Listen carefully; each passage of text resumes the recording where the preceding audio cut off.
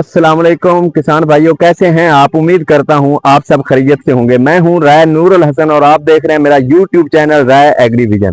کسان بھائیوں، دھان کے بہت سارے کاشتکار پوچھ رہے ہیں کہ 1 ایکڑ میں پودوں کی تعداد کتنی ہونی چاہیے ایک اچھی پیداوار اٹھانے کے لیے۔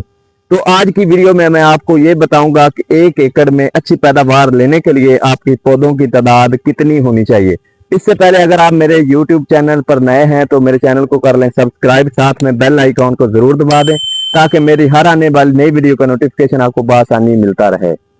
کسان بھائیوں، ایک اچھی پیداوار اٹھانے کے لیے دھان کے فیلڈ میں آپ کو 80,000 پور نکالنی چاہیے، مطلب سوراخ نکالنا چاہیے، اور ایک سوراخ میں 2 پودے لگانے چاہیے۔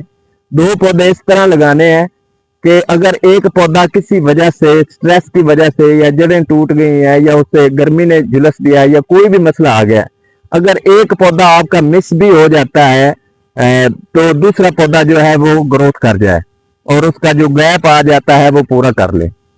80,000 پور نکالنی آپ نے اور 1,60,000 پودا آپ نے لگانا ہے 1 ایکڑ میں۔